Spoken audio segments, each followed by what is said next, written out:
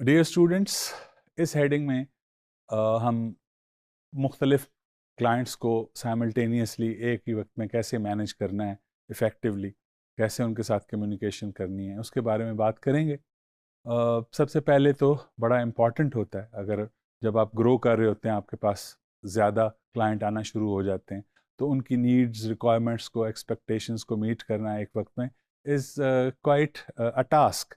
तो इसको इफ़ेक्टिवली कैसे करना होता है, मुख्तलिफ प्रोजेक्ट्स को एक ही वक्त में ओवरसी करना, उनको देखना कि उनकी प्रोग्रेस कैसे चल रही है, बड़ा इम्पॉर्टेंट है। मुख्तलिफ क्लाइंट्स के साथ एक ही वक्त में कम्युनिकेट करना, फिर अपने टास्क को प्रायोरिटाइज करना कि पहले काम कौन सा करना है, बाद में कौन सा करना है, इन चीज़ों का ध्यान रखना। फिर अपने रिसोर्सेज जो हैं उनको एफिशिएंटली मुख्तलिफ क्लाइंट्स के लिए यूटिलाइज करना एफिशिएंटली, वो भी बड़ा इंपॉर्टेंट है। उसके लिए एलोकेट करना रिसोर्सेज को बहुत उसकी ज़्यादा इम्पॉर्टेंस है। और इसके साथ साथ अडेप्ट करना होता है, किसी चीज़ को बदल देना, कुछ रद्द बदल हो जाना। तो in case you have got 3-4 clients at a time, तो उनकी जो डिफरेंट डिज़ायर्स हैं, डिफरेंट नीड्स और रिक्वायरमेंट्स हैं, उनके मुताबिक अपने काम को अडेप्ट करना, अपने वक्त को निकालना, ये सारी चीज़ें बहुत इम्पॉर्टेंट हैं। तो कुछ स्ट्रेटजीज़ हैं, वो आपको अपने जहन में रखनी होती हैं when you are dealing with और मैनेजिंग मल्टीपल क्लाइंट्स। सबसे पहली चीज़ तो है कि आपको प्रायोरिटाइज करना आना चाहिए। प्रायोरिटाइज आप किन चीज़ों की बुनियाद पे कर सकते हैं? वो है टास्क की अर्जेंसी, कि कितने जल्दी आपको कोई काम करना है और वो कितना इम्पॉर्टेंट है वो काम।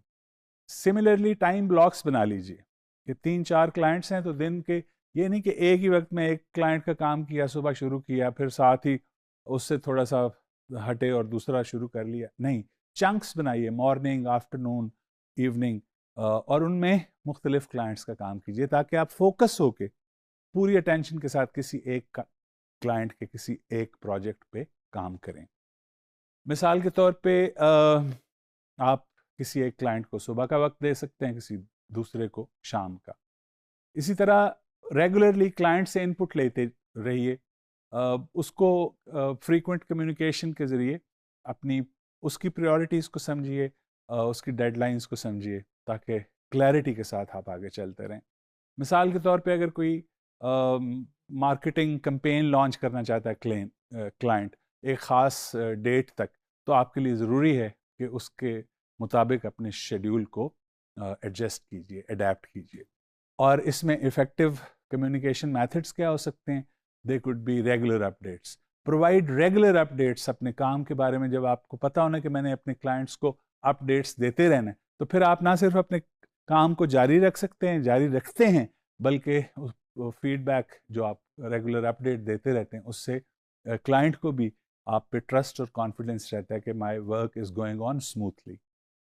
और फिर अपनी जो कम्युनिकेशन है सारी क्लाइंट्स के साथ, उसको कंसोलिडेट कीजिए। क्या मतलब है कि एक वक्त में आप मल्टीपल क्लाइंट्स को डील कर रहे हैं, तो किसके साथ क्या कम्युनिकेशन जारी है उसको आपने अलग-अलग एक अपने सेंट्रलाइज्ड कम्युनिकेशन चैनल में, जैसे प्रोजेक्ट मैनेजमेंट प्लेटफॉर्म्स होती हैं या ईमेल थ्रेड्स होती हैं, they will help you streamline communication and prevent information overload.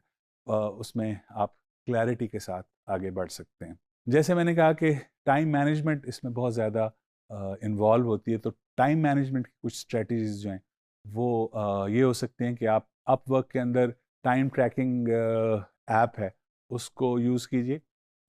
उसमें आपको it helps freelancers monitor how much time they have spent on each task और प्रोजेक्ट, तो that can be a useful tool. Similarly एक तरह के काम है, मिसाल है, उनको आप ग्रुप कर लीजिए।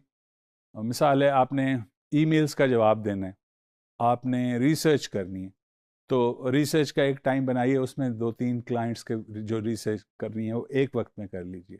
फिर इसी तरह आपने मुख्तलिफ क्लाइंट्स को अपना अपडेट करना है, ईमेल्स करनी है, तो उसके लिए अलहदा टाइम रख लीजिए। एक ही वक्त में ईमेल्स कीजिए, एक ही वक्त में रिसर्च वगैरह अपना करते रहिए। सिमिलरली ना सिर्फ ये कि आपने क्लाइंट के साथ इंटरेक्ट करना होता है, बल्कि अपने ऑफिस को, अपने वर्क स्पेस को भी आपने एडमिनिस्टर करना है, उसको भी चलाना है, उसके लिए भी एक अलहदा वक्त का निकाल लीजिए ताकि आप सारी चीज़ें इफ़ेक्टिवली साइमल्टेनियसली कर सकें।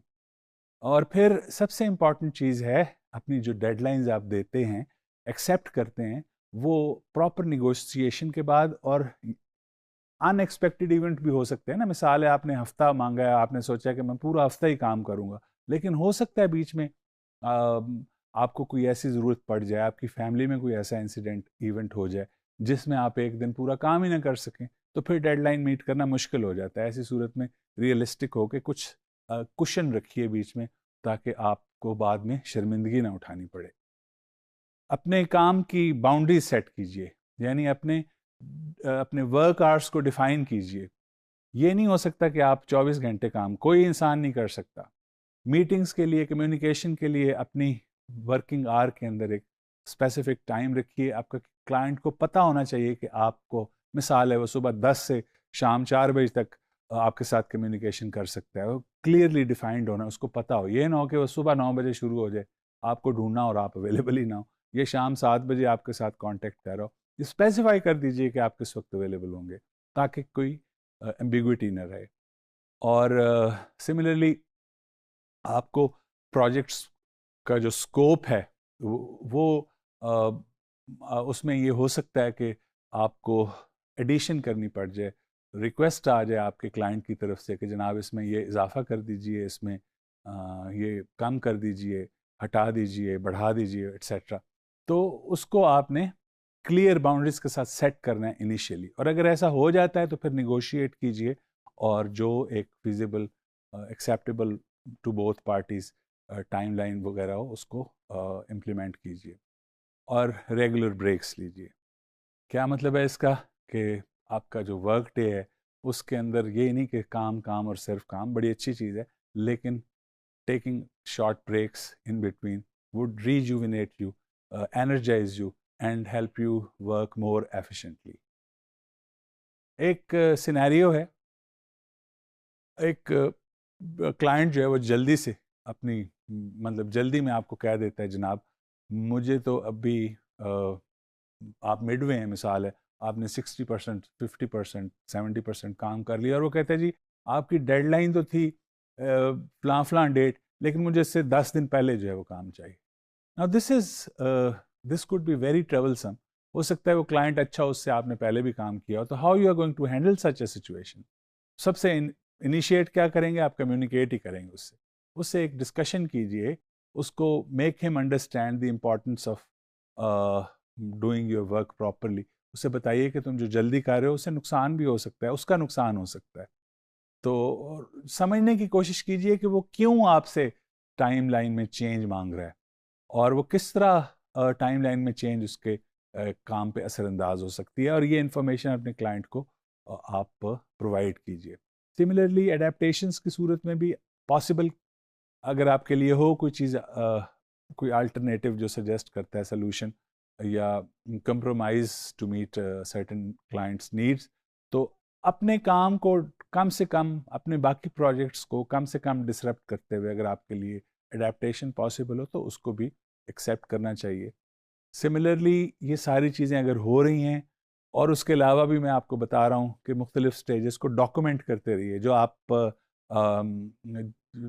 शुरू में ही सबसे पहले तो ज़रूरत होती है कि जो नीड्स, रिक्वायरमेंट्स आपको पता चलें, जिनके मुताबिक आपने काम करना है, उनको डॉक्यूमेंट कीजिए। अगर रिवाइज टाइमलाइन है वो भी डॉक्यूमेंट होनी चाहिए। अपने आप रिकॉर्ड कर सकते हैं, अगर वॉइस कॉल्स वगैरह, वॉइस कॉल अवॉइड करनी चाहिए, लेकिन अगर ऑडियो मैसेजेस हैं तो वो आपके रिकॉर्ड में होने चाहिए, ताकि आपको पता हो, डॉक्यूमेंटेड हो हर चीज़, कि कैसे, किस वक्त में क्या कुछ करना है। I'm sure using all these strategies that we have just discussed, you'll be able to manage your resources, time, and work properly and efficiently, and make your clients, multiple clients, happy.